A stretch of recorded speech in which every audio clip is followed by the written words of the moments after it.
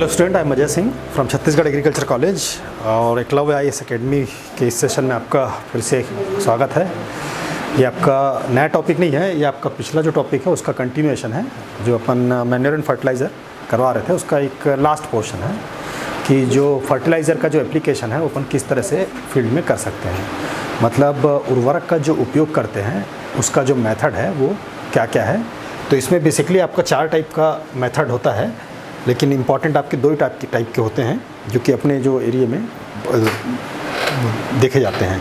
जैसे ब्रॉडकास्टिंग हुआ, आपका प्लेसमेंट हुआ, बैंड प्लेसमेंट हुआ और पैलेट एप्लीकेशन हुआ। तो इसको तो हम बेसिकली डिटेल में पढ़ेंगे, बाकी वो 2 की अपन केवल जानकारी लेंगे। जैसे हिल प्लेसमेंट होता है और आपका रो प्लेसमेंट होता है। तो जो फर्टिलाइज़र का जो एप्लीकेशन या उर्वरक का जो उपयोग है वो किस विधि से किया जाए, ये इसलिए इम्पॉर्टेंट है क्योंकि फर्टिलाइज़र का यदि हम उर्वरक एक ऐसी चीज़ है जो कि काफ़ी कास्टली होती है और आपका कास्ट ऑफ प्रोडक्शन जो अपन कैलकुलेट करते हैं उसमें एक बहुत बड़ा पोर्शन उर्वरक का होता है। अब यहाँ पे ये है कि जो उर्वरक का यदि यील्ड के रूप में इफ़ेक्टिव रूप से आपका चेंज होता है या ट्रांसफॉर्मेशन होता है तो हमको वो वैल्यू जो है प्रोडक्ट के रूप में प्राप्त हो जाती है।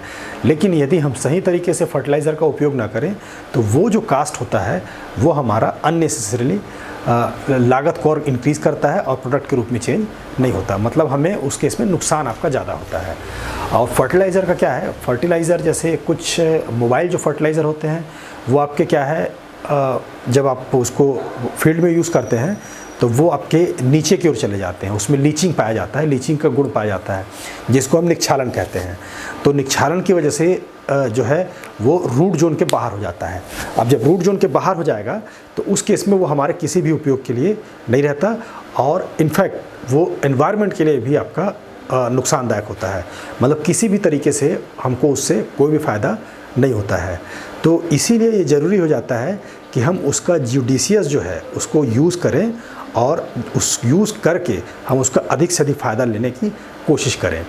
तो जैसा क्रॉप का डेंसिटी होगा, जिस तरह का क्रॉप होगा और जिस तरह की वहाँ की भौगोलिक स्थिति होगी उसके हिसाब से ही हम क्या करते हैं कि भौगोलिक स्थिति और साथ में वहाँ के मैनेजमेंट की, जैसे उसमें वाटर का मृदा नमी है कि नहीं है, सॉइल मॉइस्चर है कि नहीं है, इन सारे फैक्टर्स को देखने के बाद हम डिसाइड करते हैं कि भाई किस तरह का उर्वरक का मेथड, उर्वरक एप्लीकेशन का मेथड हम यूज़ करें। तो पहला जैसे अपन देखेंगे कि ब्रॉडकास्टिंग में भी आपका 2 टाइप का इसमें टाइप पाया जाता है, आपका बेसल एप्लीकेशन और टॉप ड्रेसिंग। बेसल और टॉप ड्रेसिंग में आपका 2 अंतर है। टॉप ड्रेसिंग जो है वो खड़े फसल में किया जाता है, जब फसल आपकी कुछ दिन की हो जाती है और फील्ड में मौजूद होती है और इसको क्या है तुरंत नाइट्रोजन देना होता है ताकि इसका ग्रोथ अच्छे से हो। तो उस दौरान अपन टॉप ड्रेसिंग करते हैं। जबकि बेसल एप्लीकेशन जो होता है वो हम जब फील्ड प्रिपेयर करते हैं तो उस दौरान करने की क्रिया है, जैसा कि नेक्स्ट वीडियो में हम देखेंगे। तो पहला आपका ब्रॉडकास्टिंग में क्या करते हैं कि हम फर्टिलाइज़र को पूरे फील्ड में यूनिफॉर्मली मतलब एक समान रूप से हम उसको फैला देते हैं, एक समान रूप से चारों तरफ हम उसको फैला देते हैं। और इसमें क्या होता है कि जो फर्टिलाइज़र है वो फील्ड के सारे हिस्सों में जाता है। लेकिन यहाँ पे ध्यान देने लायक बात ये है कि ये ऐसे क्रॉप के लिए उपयोग किया जाना चाहिए जिस क्रॉप का जो रूट्स है वो भी फील्ड के सारे हिस्से में पहुँच रहा हो। तब तो क्या है कि रूट्स उन सारे फर्टिलाइज़र का उपयोग करने में सक्षम होगा। लेकिन यदि हम रो में कल्टीवेशन कर रहे हैं या और कोई मेथड से कर रहे हैं जिसमें हम पूरे सॉइल का उपयोग नहीं कर रहे हैं तो उस केस में क्या होगा, ब्रॉडकास्टिंग करेंगे तो हमारे लिए नुकसानदायक होगा। नुकसानदायक इस तरह से होगा क्योंकि हमारे क्रॉप को पूरा तो फर्टिलाइज़र मिलेगा नहीं और फिर साथ में होगा जो फील्ड में और जो आपके खरपतवार वगैरह हैं या वीड्स वगैरह हैं उनको ये अवेलेबल होगा और उनको अवेलेबल होगा तो क्या उनकी ग्रोथ आपकी ज़्यादा होगी। तो इधर आपका फर्टिलाइज़र का लॉस भी हो रहा है और साथ में उधर क्या है जो खरपतवार आपके निकल रहे हैं वो भी आपके क्रॉप को नुकसान पहुंचाएंगे। तो उनको हटाने के लिए भी आपको एक्स्ट्रा लागत लगानी पड़ेगी। तो इस मामले में क्या होता है कि आपको डबल नुकसान पड़ता है। तो इस तरह से ब्रॉडकास्टिंग जब अपन करते हैं तो ब्रॉडकास्टिंग एक पर्टिकुलर स्पेस पर ही अपन करते हैं, हर जगह इसको उपयोग नहीं करते हैं। It refers to spreading of fertiliser, इसको फैला देते हैं, किस चीज़ को, फर्टिलाइज़र को, कहाँ, यूनिफॉर्मली, मतलब आपका एक समान रूप से।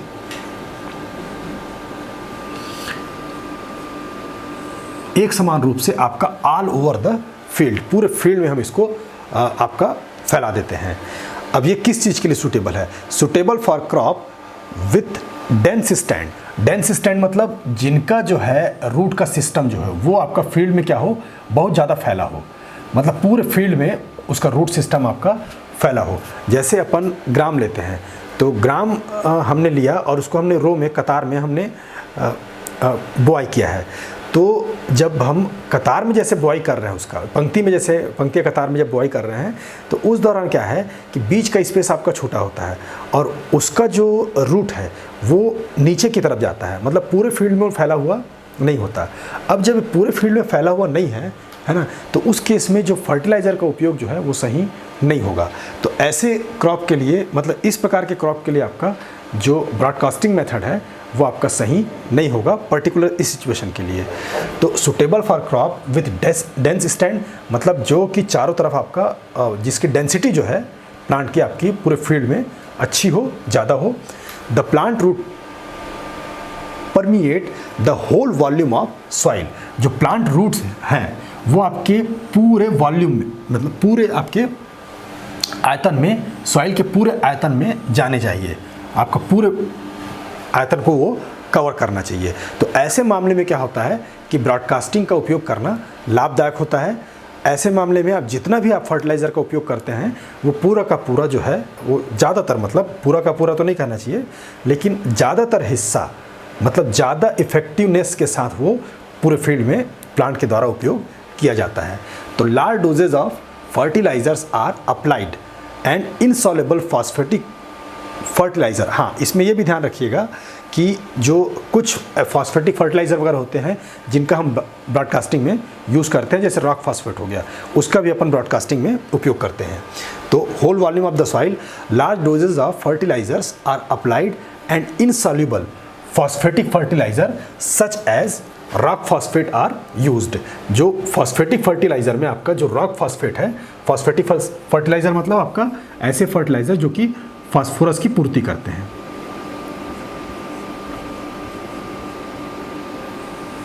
फास्फोरस को सप्लाई करते हैं, है ना। तो वैसे ही क्या है, रॉक फॉस्फेट जो है राम फॉस्फेट को प्रोवाइड करने का सोर्स है। तो ये क्या होता है, रॉक फॉस्फेट जो है इसी माध्यम से हम इसको उपयोग करते हैं। फिर broadcasting of fertiliser is of two type. ये हम दो टाइप से करते हैं, जैसा कि आपको मैंने बताया था कि आपका जो बेसल एप्लीकेशन होता है, ये आपका बेसल एप्लीकेशन होता है, और दूसरा आपका जैसे बताया था मैंने टॉप ड्रेसिंग होता है।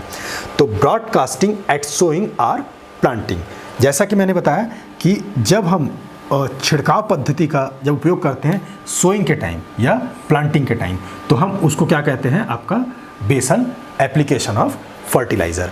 मतलब हम जब सॉइल को प्रिपेयर करते हैं क्रॉप को प्रोड्यूस करने के लिए, तो उस दौरान जो है हम जब फर्टिलाइज़र का उपयोग करते हैं और मृदा में उसको मिलाते हैं, तब ये क्या कहलाता है, आपका बेसल एप्लीकेशन कहलाता है।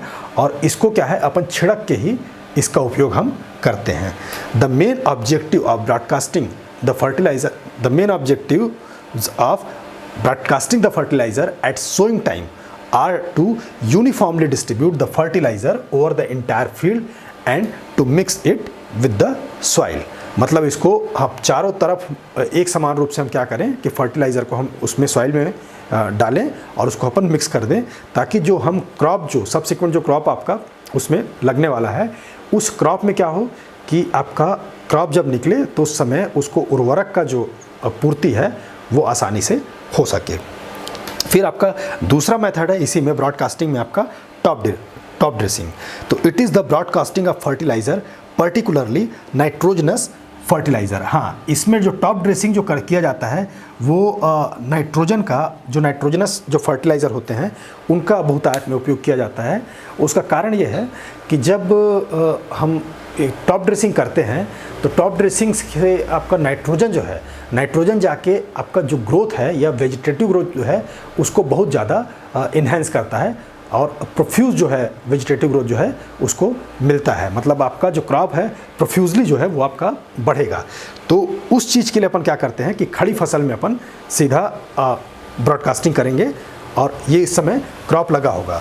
मतलब यहाँ पे देखिए दोनों ही मेथड में अपन क्या है ब्रॉडकास्टिंग कर रहे हैं, लेकिन एक अपन जब क्रॉप नहीं लगा है तब कर रहे हैं और एक जब अपना क्रॉप लगा हुआ है तब कर रहे हैं। तो इसी दोनों मतलब उसकी जो भौगोलिक स्थिति या वहाँ पे फील्ड में किस टाइप की सिचुएशन है उसके बेसिस पे ही अपन इसको क्या करते हैं, दो अलग अलग डिवीज़न में अपन ने उसको डिवाइड कर दिया है। तो it is the broadcasting of fertilisers particularly nitrogenous fertiliser in closely sown crop like paddy and wheat. ये पैडी और वीट में ये हम जनरली उपयोग करते हैं, ठीक है, with the objective of supplying nitrogen in readily available form of growing plant. मतलब इसलिए अपन देते हैं कि नाइट्रोजन जो है आसानी से अवेलेबल फॉर्म में प्लांट्स को मिल जाए, इस पर्पस से हम टॉप ड्रेसिंग का उपयोग करते हैं। मतलब टॉप ड्रेसिंग में इसमें मतलब ये होता है कि ओवरऑल जो है ब्रॉडकास्टिंग मतलब जो बेसल जो एप्लीकेशन है उसमें ये होता है कि भाई जब हम क्रॉप को ग्रो कर रहे हैं तो उस दौरान क्या हो कि आपका जो फील्ड में जब क्रॉप उगे तो उसको क्या होना चाहिए, नाइट्रोजन उस समय अवेलेबल होना चाहिए, इसलिए हम बैकग्राउंड बनाने के लिए अपन देते हैं। जबकि टॉप ड्रेसिंग में क्या करते हैं, टॉप ड्रेसिंग में अपने तुरंत प्लांट को सप्लाई करना होता है। मतलब नाइट्रोजन का जो एप्लीकेशन इसलिए किया जाता है ताकि तुरंत जो है खड़ी अवस्था में उसको तुरंत फर्टिलाइज़र मिल सके, इस वजह से हम टॉप ड्रेसिंग का उपयोग करते हैं। तो दोनों के ऑब्जेक्टिव जैसा कि देख रहे हैं अलग अलग हैं। फिर आपका ब्रॉडकास्टिंग जो मेथड है उसका कुछ आपका डिसएडवांटेज भी है, आपका कुछ डिसएडवांटेज भी है, क्योंकि बड़ी सिंपल सी बात है कि जितना उसका फर्टिलाइज़र का उपयोग करते हैं या जितना उर्वरक का उपयोग करते हैं ब्रॉडकास्टिंग मेथड में वो पूरा का पूरा प्लांट को नहीं मिलता, या उसकी जो उपयोग करने की जो दक्षता होती है पौधे की वो इसमें कम होती है, या फर्टिलाइज़र के उपयोग की दक्षता जो होती है वो आपकी कम होती है, क्योंकि सारा जो फर्टिलाइज़र है वो प्लांट के कांटेक्ट में नहीं आता है। तो ये इसका सबसे बड़ा डिसएडवांटेज है कि nutrients can not be fully utilised. ये जो है आपके पोषक तत्व जो हैं वो पूरी तरीके से आपके यूटिलाइज नहीं हो पाते, पोषक तत्व जो हैं वो पूरी तरीके से यूटिलाइज नहीं होते by plant roots and they move laterally over long distance. Laterally मतलब वो काफ़ी दूर तक उनका मतलब मूवमेंट जो है वो होता है, इस वजह से क्या है वो पूरी तरह से उपयोग नहीं किए जाते। दूसरा है the weed growth is stimulated all over the field. दूसरी बात है कि भाई ठीक है प्लांट उसको उपयोग नहीं कर पाया, लेकिन जो आसपास के वीड्स के जो आपके बीज वगैरह होंगे और वो जब निकलते हैं तो उनको वो फर्टिलाइज़र मिल जाता है और वो ज़्यादा अच्छे तरीके से डेवलप करते हैं, जो कि अल्टीमेटली बाद में हमारे क्रॉप के लिए नुकसानदायक होते हैं।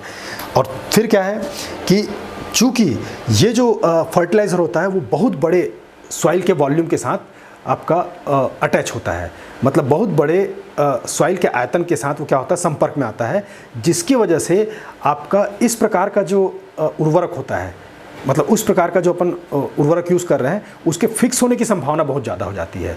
जितना ही ज़्यादा उर्वरक सॉइल के संपर्क में आएगा उतना ही ज़्यादा चांसेस बनेगा कि वो सॉइल में फिक्स होगा और वो अनअवेलेबल से अनअवेलेबल फॉर्म में आपका चला जाएगा। तो nutrients are fixed in the soil as they come in contact with large masses of soil.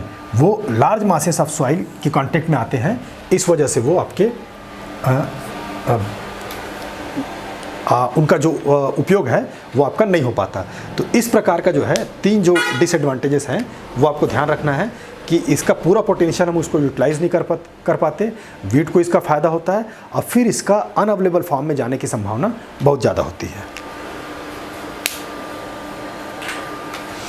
फिर आपका आता है प्लेसमेंट। प्लेसमेंट का मतलब ये है कि हम उसको एक स्थान पर हम उसको देते हैं ताकि क्या हो कि उसका जो उपयोग हो वो ज़्यादा से ज़्यादा हो।